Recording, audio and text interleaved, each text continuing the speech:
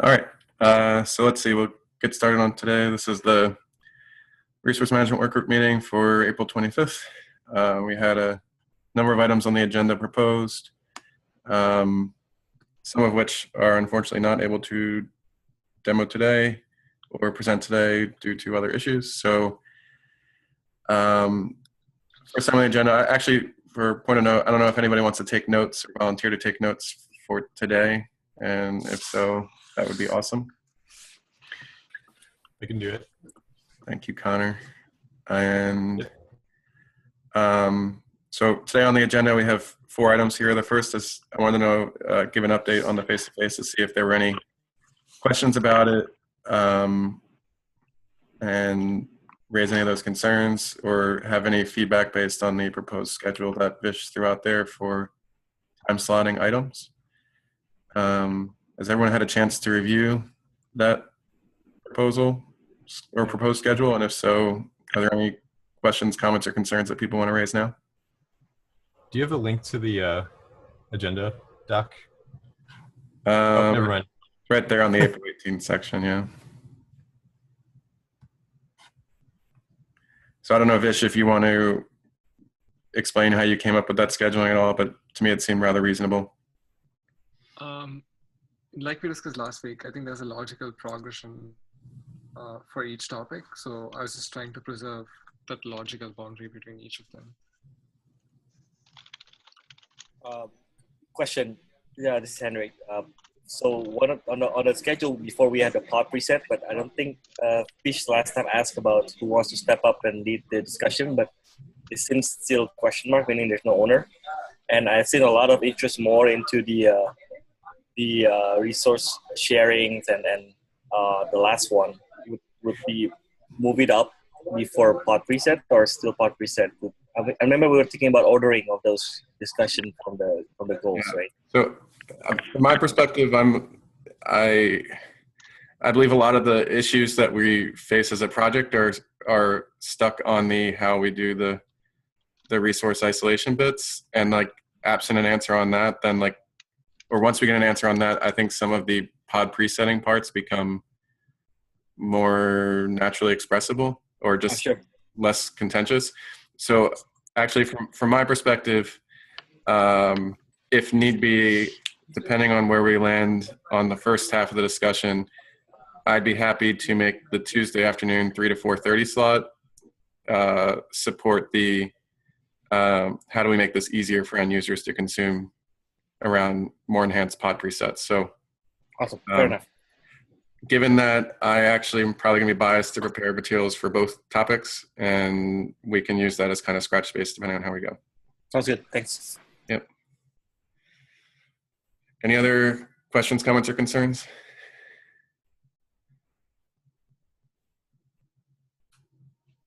All right. And then for the second topic around bookkeeping, so I think we had set a goal that we were going to try to collect some precursor materials for individual topics by, I think, end of day Thursday.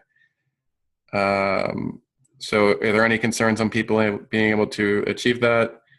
And if not, do they want other folks to try to fill in those gaps?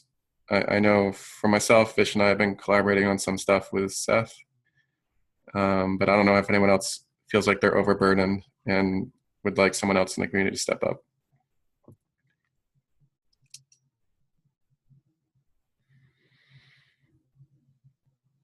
All right, that sounds good.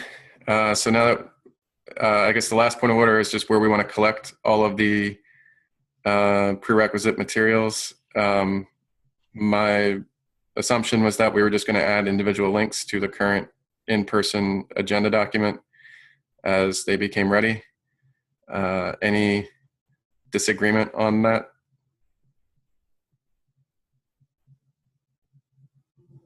All right. So now that the paperwork for the face-to-face and stuff is out of the way, can move to topic 2. Derek, just before that, sure. Are there any questions on logistics? Like how to get to the venue or like, is there something that you would need once you get there? Well, actually, that's a good question for me, Vish, actually. So is there any special needs to actually get into the Google building? Like if we were to take an Uber from a hotel to Google, what would happen here? I suspect that you would need to be escorted by a Googler once you get inside badged areas. I don't know if the building that we are going to be meeting at has a lobby. If there is one, then like you can just like sit down there, and then I should be there, and I'll be having a few more people to help take people in. But yeah, I mean, if there is no lobby, I'll make sure that at least one of us is there outside the door with the necessary badges to let people in. But I'm going to basically hope that the list that we have in the doc now is the final list of attendees. And I'm going to be printing badges for that list today, or like this week.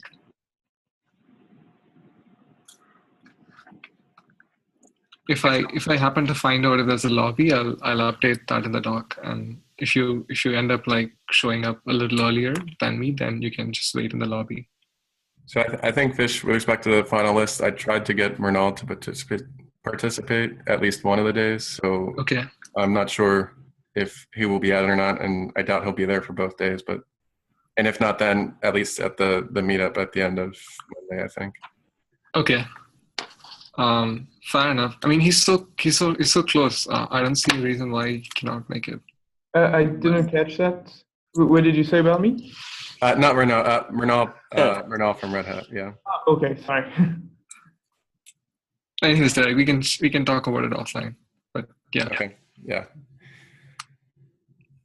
I had no other particular questions, I guess.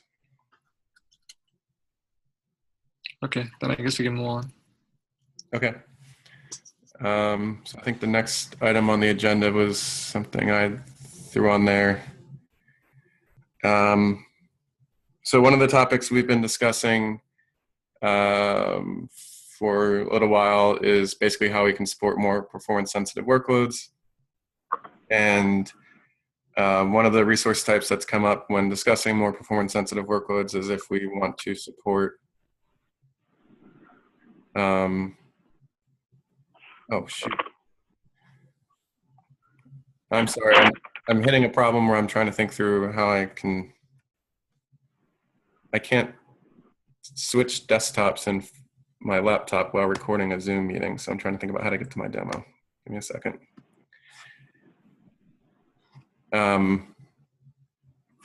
Yeah, so now I think this should be ready. One of the topics that have come up repeatedly are what we want to do with respect to applications that may work best with pre-allocated huge pages. So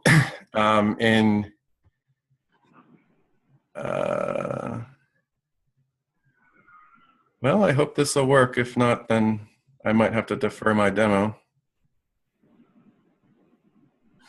Are folks able to see my terminal window? Yeah, except for the top line. Yeah. But you can see I typed not yet. It says, yeah, I can see recording button, but nothing else. Okay, can you see I typed hello? No, it's kind of a blank screen for me at least. Is there like the top left? Is that the prompt? Very small.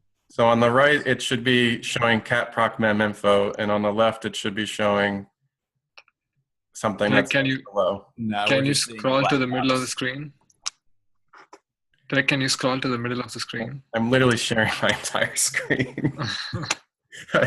It's a single screen on a single laptop, and so just hit enter like 20 times, and then let's see if we are able to see a screen. Anything? Yeah, but we're just seeing like a 1 pixel line of white at the top of a big black box, and we think that that's the terminal. That's what we thought, yeah. All right. Oh, yeah. Well, I don't know what's going to happen here. Let me try to share again. Let me try to share here.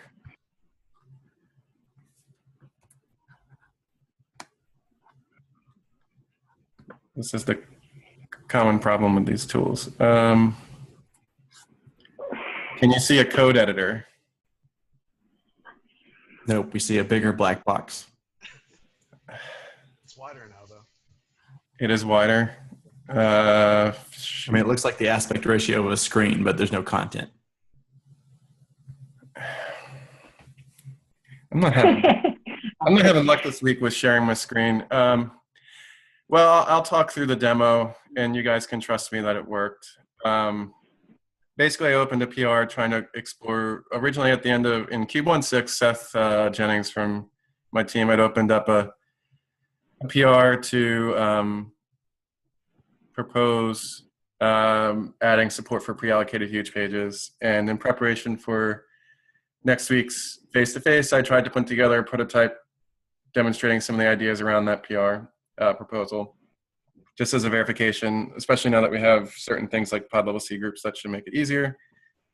So in the link to the issue in question, it's a very quick prototype that demonstrates cAdvisor adding discovery capability on the default huge page size and the number of pages configured for that size. And then the kubelet is able to express that as a allocatable capacity back to the node. And then ultimately the scheduler is able to schedule to that capacity with a request field that matched the desired huge page size. So I think if I was to contrast this with like the original proposal from Seth, like the distinction here would be that the request is not just for n huge pages, but it's a huge page of a particular size. And it's possible we could support nodes with more than one size huge page or not. And then generally speaking, when going through this, it seems like the individual container runtimes do not yet support control on letting you set per container huge page allocations. And so at best, if we were looking to roll this out in the near term, I thought doing per pod huge page allocations was perfectly fine. But yeah, the demo I was going to show was a simple Java application, which was meant to show that any application based on a JVM, whether that's some of the big data frameworks or not, most of those can be configured to have their heap be backed by huge pages instead of normal memory. And so in the demonstration, I have a simple application that just keeps taking data from the heap, and that heap can either be backed by a huge page or not. And then depending on how you configured your node, you saw huge pages being consumed. And it would have made for a brilliant demo that I'll show you all next week. But I guess generally speaking, what I was trying to call out was from the community, if folks can pipe up on their particular application frameworks where they would get benefit of huge pages, like let us know. Because I think it would help us understand if we think it should be a first-class resource or not. And then it'd be also useful to know if your applications require the huge TLBFS or not, as it would help steer where we would prioritize implementations. So with that in mind, any questions, comments, or we can wait to see a demo next week if folks want to see it. Derek, I haven't gotten time to actually look at your prototype yet, but what is the API that you are imagining? Is it going to be a new type per size, or yeah, are so you thinking of abstracting that? The API I prototyped right now was basically, I mean, the history of this is it used to be a machine just had one size, and so like in procmem.info, you just saw one thing. But then if you have machines that have 2 megabit huge pages and gig pages, you'd have to vary by size. So right now, the resource requirement that you make would be huge pages hyphen and then the size of the page in KB. And that kept the naming convention that at least I see on in the sysfs when you look to see how huge pages are configured. Basically, the naming convention would be the same. Okay. And so that had the nice side effect of, as a pod spec author, if I knew I wanted 1 gig pages versus 2 meg pages or 16 meg versus 16 gig, I forget the other sizes, I wouldn't have to have another piece of information to have my pod land on a node that had that particular size available. It was just naturally expressed in combination with the huge page request. Okay. I have some thoughts on some like alternative thoughts on how the API can be, but I'm actually writing a talk on like representing resources like huge pages. Maybe we can defer that discussion until the talk has been shared. Yeah. Yeah. So basically, yeah, the representation was the sheer number of huge pages at a particular size, and the nodes express that capacity. Right. I'm not sure if it requires more complexity than that, but that was the general gist. And then from an accounting standpoint, because huge pages basically represent reserved memory, I don't like the idea of having best effort pods get higher resource guarantees for any resource generally. So to me, it seemed like burstable and guaranteed pods would be the only things that could consume these. And then it could be, Vish, when I was thinking through, if you want to get by the resource representation, it could be that certain size huge pages are more valuable than others. So having the size of the page expressed in the request actually makes quota work easier, like namespace wide quota, because you can allocate them differently without any other decoration. So that was the idea there. And so I was hoping that like to make the specification, like app specification portable, maybe apps can specify minimum requirements, or like they can specify requests for huge pages rather than like limits. And so they would just be slotted to the closest bucket, just like how we deal with storage. what do you mean by that? What I mean by that is like you, for example, in the case of persistent volumes, if you ask for 10 gigs, but what is available is 20 gigs, you'll just get the 20 gigs. I think to me, both modes are needed. While this would also be interesting, but there are cases where there is a hard requirement, right? Say, depending on if you want to run a low latency JVM application, then you would want to satisfy the limit too. I mean, the request is satisfying what is available may not be the right approach. Sorry, can you rephrase that? I didn't get. So what I meant was like you need both type of allocations, both the guaranteed model and also the best effort model is what I'm trying to say. You can't say what do you mean by the only best model. effort? Best effort is basically, I guess, when request is less than limit, right? Correct, that's the case. Request equal to limit, then it's a guarantee. Basically, it's an absolute guarantee. So best effort, by best effort, what I guess Derek was meaning is that you don't specify any request at all. Nor did you specify. So my assumption was that any best effort pod so basically pods that have no request or limit for any resource enumerated, they would not be able to consume huge pages at all. So when the pod level C group is manifested, the number of huge pages allowed for that pod would be strictly accounted at 0. Whereas for huge pages generally, I guess it's worth calling up. I did not think that they're a resource that's safe for overcommit typically. And so, the request and limit needed to always be equal. And Ish, I don't still follow your comment on why huge pages are bucketed per se. Like for example, unless you're talking about like NUMA locality. So I was thinking that like you don't actually have to match pre-allocation of huge pages to application requirements. And maybe you've already dealt with that. I'm just not sure. To match pre-allocation of huge pages to application. Like if your system is pre-allocating huge pages at a specific size, then your apps don't necessarily have to request that exact size. They can request anything, and like they would be bucketed to the closest possible size. That's worth thinking through.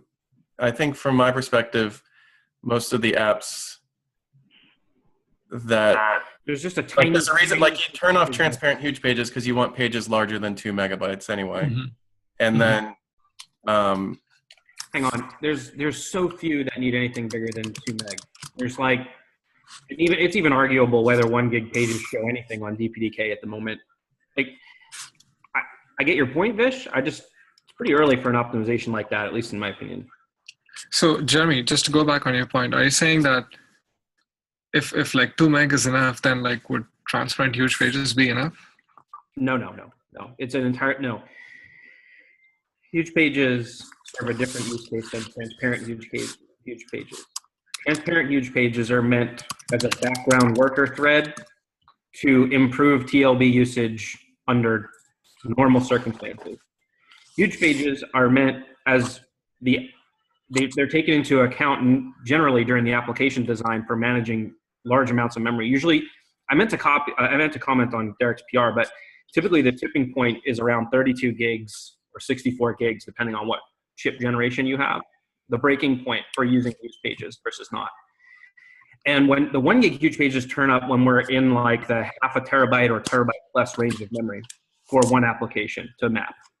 So that's why I'm saying, and even the DPDK tests that we have internally, the 1 gig huge pages are like, I think they're just using them because the chips are capable of them, because they're very, very little, if any, performance benefit of them.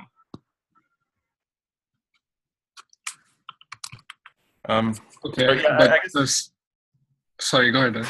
Yeah, I guess what I was going to say is I just wanted to draw attention towards the use case and get people's eyes on the PR who haven't had a chance to look at it. As a goal, I agree with you, Vish, that getting an implementation of 1.7 would be a stretch. I would like, in the spirit of the performance-sensitive workload topics that we've been discussing, at least getting general design agreement worked out. And that's mainly what this PR was trying to motivate. And I believe, actually, it's been helpful. I know, Connor, you mentioned that you guys might have been doing something around the TLBFS. So yeah, basically at this point, we don't need to like come to a conclusion on this now, but I just wanted to make people aware of it and kind of speak up with their use cases so we can get to the right design. But from what I can tell right now, the basic implementation, assuming a known huge page size with a pre-allocated value, is not super complicated to warrant maybe not wanting to have it in the core to me. Like, I don't want to treat this as an opaque resource. So anyway, if people can review it and give comments, that'd be greatly appreciated. And I'm sorry I can't demo today. So this is super useful, Derek. Thanks for putting together a prototype. Yep.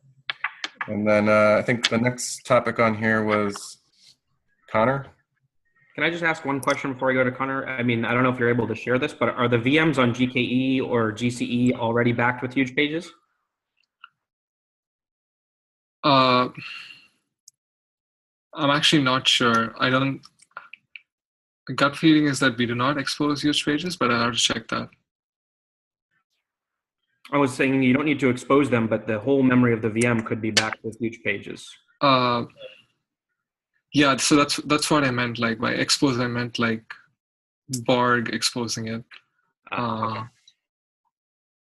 Yeah, I need to check on that. My question is because if we're doing it twice, the benefits are much less.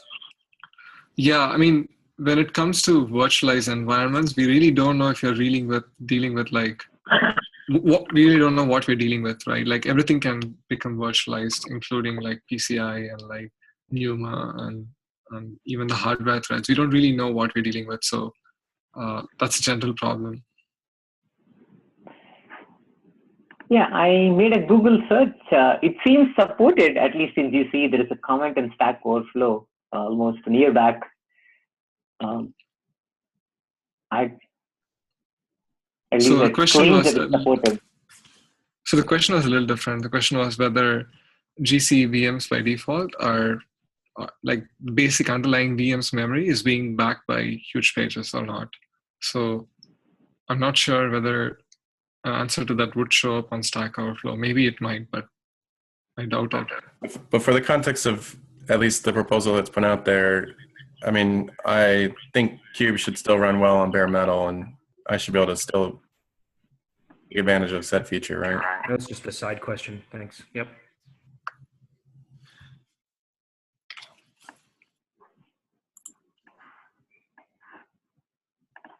Okay, so I think we got a lot of good conversation on that topic, and we can pick up on it more next week. Let's see, Connor, maybe you'll be more successful in sharing your screen for the demo than I was. I don't have a demo ready today, but I just wanted to give a quick update on where this is at. I'm going to try to share my screen.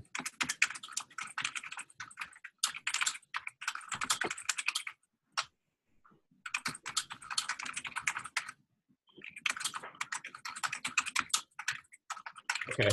Can you see a browser window? Yes. Okay. So just briefly, the external isolator POC, sorry, there's a lot to scroll here, is up. We created a new PR pointed against upstream, just so that it's easier to find and easier to link against the feature issue and the other related issues. So hopefully we can get some comments on it. It's a ton of code because some of it is generated and there's, the unit tests take up a lot of space.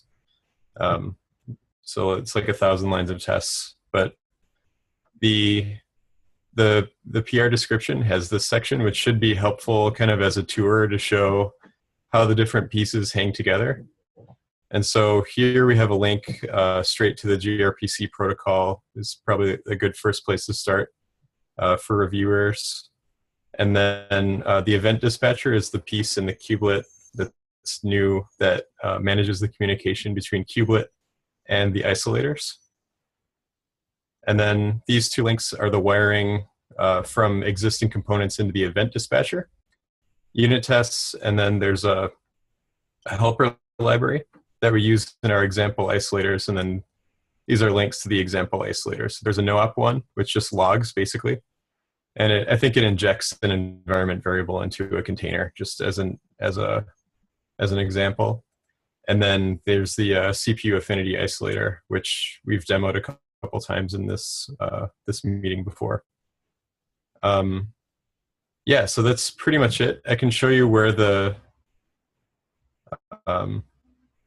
current state of the events. So we have these 4 events that are emitted by the event dispatcher currently. We have pod pre-start, pod post-stop, and container pre-start and container post-stop. And then when you reply, you can send these list of isolation controls. And the controls we have implemented so far are these. We have CPU set, CPUs, and MEMS. And then we have container environment variables, which you can inject into the container environment. And then we also have the C group huge TLB limit, which you can set. So those are what's been implemented. They're really just examples. If we were going to break this up into PRs to target, that we were actually trying to merge, we would probably start with one and then expand them on them one by one, separate PRs. So yeah, that's the update. It's there for review. If you're interested, please take a look. Happy to have any comments. And this will be one of the topics that's on the agenda for the face-to-face we have coming up. And that's it. Thanks, Connor. I look forward to taking a review. Cool. So I think the last item on the agenda here is Renaud. So if you want to, I have not had a chance to read your materials yet in too much detail, but if you want to No problem. take the floor, go ahead. I'll be sharing my screen. So I just want to limit this conversation about the runtime isolation part. I think the scheduling and like whether we do all the scheduling part is something that should be addressed like after this, because the runtime part is, in our opinion, the basic of it. So I'm going to start with a simple premise: is that no container engine or runtime supports natively GPUs, and NVIDIA Docker was, which is a project we started with, only supported Docker. So that's why we went to this thing called libNVIDIA container.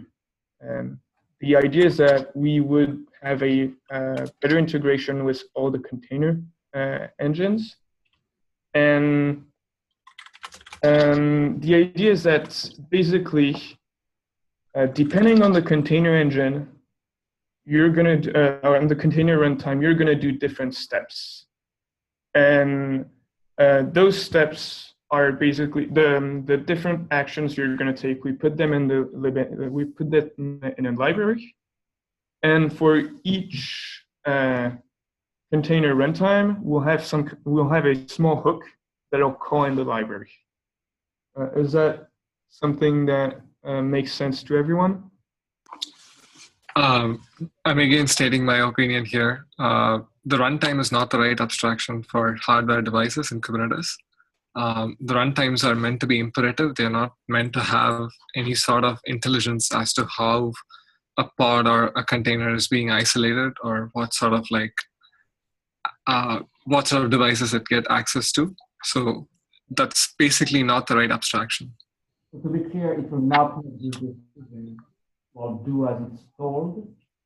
But I understand your point, but just want to restate again that you tell him isolate those GPUs, because it's not really that different from setting. I'm having trouble hearing you. I don't know if others have the same problem, but could you get closer to a mic? I was just saying that, just to restate, we no decision made by our runtime. Just say, in the basic case, you will isolate those devices, and that's what we will just do. So it might not be too different from runtimes. That's just set C groups. But I do understand your point. Right. The point is that GPUs are just one among n different devices that we need to deal with at the node level, and like the kubelet or one of kubelet's extensions is going to deal with a whole bunch of other resources. And so we have to take into account GPUs as well, and like maybe GPUs are quirky enough that like it requires some extensions at the kubelet level, but then like the extension is not the runtime is basically what I'm trying to say. Or extension point should be from the kubelet and not from within the runtime. Well, that like isolation is part of the runtime, so I don't get why. No, so what the runtimes do is basically just create a C group sandbox and then just apply the settings that the kubelet asked it to apply, and that's about it. But C groups is like one implementation detail. Tomorrow we might not be relying on C groups for isolation of GPUs. That's fine, and in that scenario, it might be private to our drivers, for example, and that actually might be the case pretty soon. So I'll rephrase what I'm trying to say. The runtimes do what exactly they have been asked to do by the kubelet. So the fact that a container gets a GPU is something that the kubelet determines, and not that something that the container runtime determines. Yeah, but does that make sense? Yeah, but that's what we're saying. You specify an environment variable to your container that says, I want GPU UID 1. The runtime like isolates that GPU. And no decision is made in the runtime. Yeah, that's all we're doing. Yeah, the decision is made by kubelet to specify the devices you want to isolate and how, but like the runtime does the actual isolation. And so we are also like considering not doing any sort of isolation at the runtime level and take care of everything at the pod sandbox level. For example, like deal with all the C group settings, including like device isolation at the pod C group rather than having to deal with at the runtime. So how would specific to C groups, like if tomorrow we have a private driver API to do like some sort of isolation, then you probably don't want that in Kubernetes because you don't know what's the underlying runtime and whether we support it. Right. So, and that's what I'm saying, that it need not be part of kubelet itself, but it could be an extension from the kubelet, not at the runtime level. Do you see what I'm saying? Like it's sort of similar to what Connor was demoing a little earlier, in that like it could be just an isolated extension that's specific to a set of devices, and and like that isolator is going to take care of doing what is necessary for giving a pod and its containers access to one or more devices. So the problem here is that the isolation depends on what runtime you have. And you don't have that information at the kubelet level. You don't know because it's hidden by CLI. I think it'll be helpful if we can. Like for example, VM, like a VM, you have to do like different things than like a container. So like kubelet wouldn't know about that. We need to have the actual runtime support like NVIDIA GPUs within like KVM, for example, or NVIDIA GPUs within runC or within like LXC, or I mean, it's totally different every time. So maybe to rephrase what you're saying is that the act of binding a device that's an NVIDIA GPU into a pod is going to be completely dependent on the runtime. And I think there's no disagreement there, and that's probably a runtime problem. Maybe we both are just talking about two different problems. What I'm saying is like kubelet is going to say what device a given pod and its containers is going to use, and then like how the. Sorry, go ahead. We agree about what you're saying. We've always been agreeing that the kubelet says what GPU should be isolated. Sure, and then like at that point, like, Kubernetes doesn't really care what the runtime has to do to make sure the containers have access to that device. Yes. That's I mean, we don't basically care about that. Yes, that's what we're saying. libNVIDIA container takes an input, a command that says I want you to isolate this GPU, and it isolates this GPU. Kubelet does the decision part, and then libNVIDIA container as a runtime hook isolates that GPU. So you're saying that like as part of the CRI, NVIDIA GPUs have to be special cased from other devices? Can you repeat that? It's not really OCI like specific. It's just like we are actually like going inside the container itself. Like it's not OCI related. We can support other runtimes that are not OCI compliant. But I hear correctly that you were basically going to be keying off an environment variable that said this is the GPU to use? Well, just because for now this is the only thing that's like passed through down the stack, but if we found a better way to like trigger the actual runtime. So then to answer Vish's question, where like GPUs need to be special in the CRI, they need to be special because the backing CRI implementation needs to notice that this envar in your container. Why? Special, but right now there's no way to actually pass metadata down to the actual runtime. The only thing that's passed down is the environment variable. So that's what we're using right now. But if like the consumer specs want to actually add something, like we would be happy to leverage it. Can the key be a major minor or just access to a device file? No, because again, like that's specific. I mean, we probably need, like in the VM case, we need to do a PCI pass-through or stuff like that. In case of vGPU for like GPU like virtualization, like you have also SRIOV, you have like mediated devices. I mean, there are a bunch of virtualization technology for devices. Like the SIG group is just one of them. Sure, but like at that point, it's still not clear what the requirements are and how it maps to the user-facing API. I see I'm happy that we have some agreement on like what the responsibilities are at different layer. And I feel like I see two open questions. One is like, what is the exact interface between the kubelet and actually the CRI and the runtimes? Because right now that's just like device files, which would then have an associated major minor. Well, if that's not the only API would be like an environment variable where you list the GPU you want to isolate.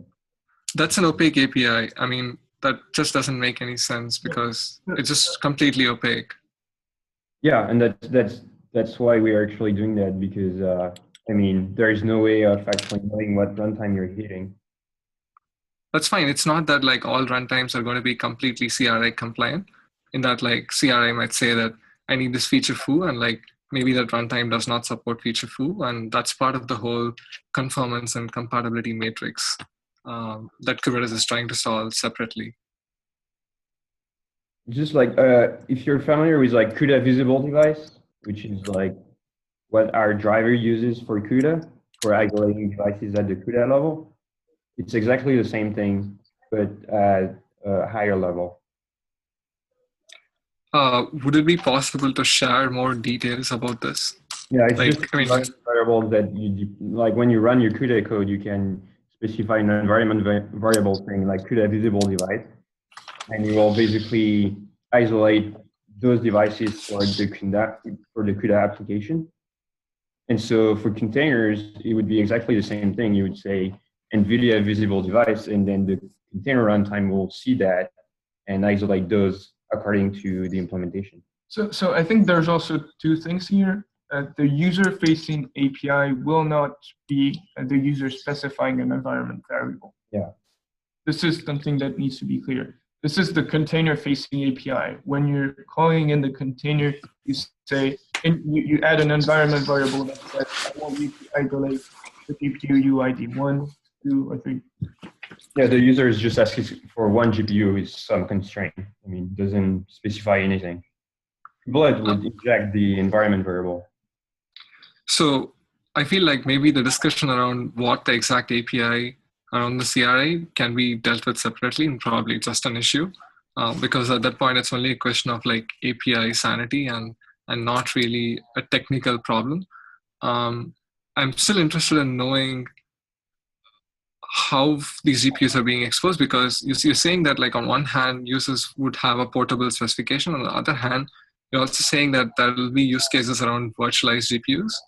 I'm more interested in knowing like how you plan on exposing such features. Like if you're going to share a GPU across 5 or 6 different pods, how is that being exposed to end users? That's basically the responsibility of Kubernetes to expose that. I mean, then he makes the decision and just call into the the runtime for isolation. And just to add on that, right now GPUs don't really support sharing at the hardware level. It is going to move in the future, or it might not. We're not sure yet. But right now, sharing GPUs between containers is not something that we advise. Fair enough. Okay. I'm just trying to think out at this point, like to better understand what the exact API should be at the CRI level.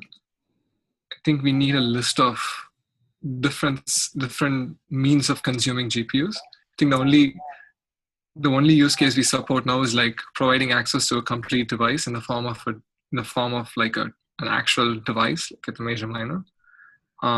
If there are additional scenarios, then I think we need a list of those to. I think it's just like a matter of passing like metadata that would be forwarded to the runtime. Well, I mean, that's the implementation aspect of it, but I want to understand the use cases before jumping to the implementation. So what do you mean, like, so what use cases do you want to, I mean, the idea is that a user is just going to request a pod that has like requirements for GPUs. So the user would just like ask for a certain number of GPUs, and then it would like specify the different constraints. So those constraints would be, for example, the compute capabilities or the memory. I think the simple use case would be the memory. A user would say, I want 2 GPUs with at least 8 gigs of memory. And of course, that's not, today you can't express that through labels or anything, actually. Because if your node has heterogeneous GPUs, then it doesn't work. Okay, so just to make sure we are on the same page, you're saying that at the runtime level, you got to do different things based on how the runtime is set up or what the runtime tries to do. Is it just based on the runtime, or is it also based on application requirements? I mean, it depends, but like basically your user will ask for 2 GPUs, but it might end up like on virtualized GPUs, or it might end up on a VM with GPUs, or it might end up with a container with GPUs. It doesn't really matter. The runtime does the isolation. Then it's Runtime. like Kubernetes has to select which GPUs, but like the actual runtime might be different on any machine. Yeah, the isolation only depends on the runtime. That's fine. So it's just a question of how do I expose this given GPU device to my process that's either running inside a VM or it's running inside just a C group and namespace sandbox. That's the only problem that you're trying to solve there. Is that correct? At this level, at the runtime level, yes. Okay. So there is like no special magic happening there based on like application requirements. Well, not really. I mean, the requirements have been like, basically it's the kubelet that given like the requirements the user specified will like select like the GPU, but apart from that, we don't. Well, our input is just isolate this device and we'll do it. That's about it. And Okay. how you select the device is up to kubelet. Okay, so it's less about isolation, it's more about like expose this device to this given set of processes. Okay. Yeah. Yeah, that seems fair to me. I think we'll still have to have a separate conversation on like what the API should be, because environment variables doesn't seem nice. But that's a much easier discussion to have. Yeah, but again, that's not. I mean, that's not user facing. That's like just implementation detail in kubelet. Fair enough, but even then, like it's a public API in the sense that like every runtime author is going to consume that. So we generally avoid having features being exposed through environment variables. Yeah. So I think the second step is that I think the second step is resource scheduling, and this is something we want to see at the schedule level. I think the basic example would be the one I just presented, which is a user wants 2 GPUs with at least 8 gigs of memory. And I mean, that's something that can only be solved at a scheduler level. I think one of the discussions we had was in the sig-scheduling group was, and one of the concerns we had is that what is the minimum set of GPU functionalities the user can have or should have access to? And should the GPUs be supported as a first-class resource? Our take on that is that it would be easier to use the extender and not have the GPUs be supported as a first-class resource. The simple idea is that, I think it's shown basically by this diagram, is that the user specifies a pod. The scheduler goes through its filters. Once it's gone through its filters, it's going to call the different extenders that the pod specify. So to give you an example, the pod would just specify 2 GPUs, and then it would have a resource affinity parameter where it would say, I want minimum memory at least 40 gigabytes. And every extender that would specify I am a GPU, I am an extender linked to the GPU, would be called after the schedule filter. Am I clear at this point, or should I try another way? Is everyone following me? I'll take this for yes. The idea is that after that, we'll go through the scheduler prioritize. The scheduler would apply all his prioritized functions and then call the matching extenders. And finally, it'll come to a node decision, and we're basing ourselves on a scheduler PR at this point that delegates the bind responsibility to an extender. That's to do the resource management part, where you need the extender to be aware of which node has been taken to do proper resource management. Is that something everyone's following? Is there any comments on this specific design or not? Just a generic What do you mean question. by resource management? Is the context just managing the GPU resources or the interconnection with how it's interconnected to the CPU in terms of PCIe bus? What is your view of resource management here? What's the topology you're looking at? So your question is, are we trying to solve the topology problem in the scheduler, right? Correct. I mean, and also, what is the scope of your topology? What all you're bringing to consideration? Is it just within GPUs, or are you bringing CPU also? No, for now it's just GPU's constraints. Yeah, or it could be like basically external hardware constraints, not CPUs.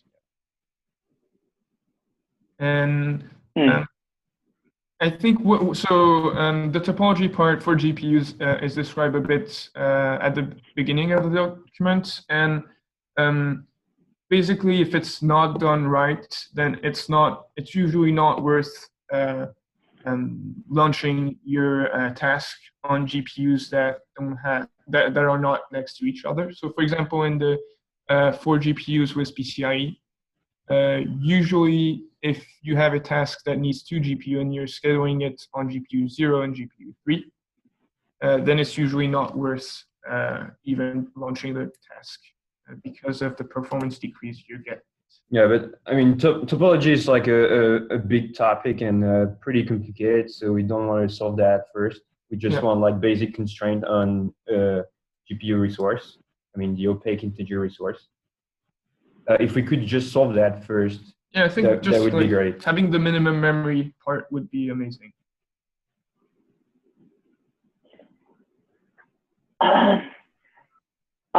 Just to understand that your statement better, so I'm looking at your diagram, so you're saying 4 GPUs with PCIe, the reason GPU 0 and GPU 3 means it's going through, I guess it's going through the CPU, that's why, okay, and then you see them talking to each other, interacting, and that's where the problem is. Yeah, but again, topology is like really complicated, and we'd like to, for the MVP, not care about topology. It's like a broader topic that need to involve a lot of vendors, and basically to make topology decision, you need a view on the whole system, not just GPUs. So for now, if we could just like focus on like having basic constraints for the GPU itself, on like the requirements, like memory or like compute capability. If we could just do that as an MVP, that would be great. Right now, it's not possible, at least not in the extender.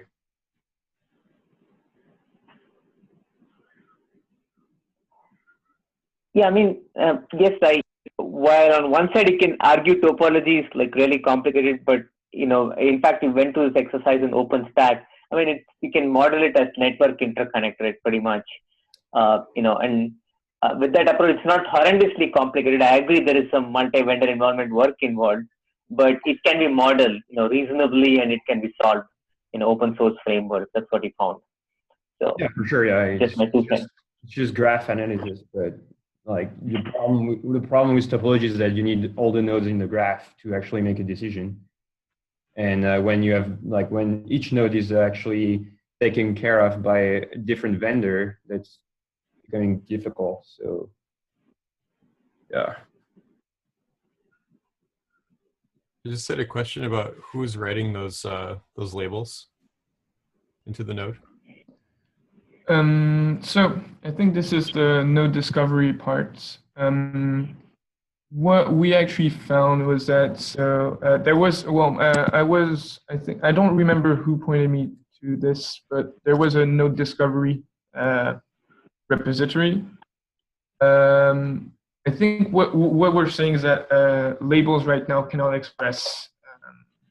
It's complicated to express GPU features with labels. So like the idea is that if you have two GPUs on a node that don't have the same amount of memory, how do you express that through nodes? Just to clarify, by labels you mean node labels, right? Yeah. So I'm working on a proposal sort of to like extend resources to have additional metadata. I think like that's basically what we need here. That would fit into the rest of your design. And then like specify constraint on top of that. That would be great. Precisely. Yeah. So I'll post a proposal hopefully today or tomorrow, and then maybe that'll be the missing puzzle in all of this. Can you put that in the doc once you post it? I haven't completed the doc yet. I'll be sharing a Google Doc through whatever means we're using for sharing the rest of the docs. Okay. Yeah. Is there any question on anything? I think we're heading up on the end of the hour here, so probably the best thing to do is everyone gets a chance to read all these materials more closely before next week, and I think we'll proceed from there. Generally speaking, I'm looking forward to everybody participating next week. I'm excited to see a lot of participation in this space since the start of this new year. So yeah, likewise. It's a space we have never spent much time on for the last 2 years. So big thank you for all those who will be traveling or taking the time to be there, and I look forward to seeing everybody next week. So thanks again. Awesome. Thanks, guys. And thank you guys for organizing this. Yeah. Thank you guys. Of course. Thanks. Thank you. Bye.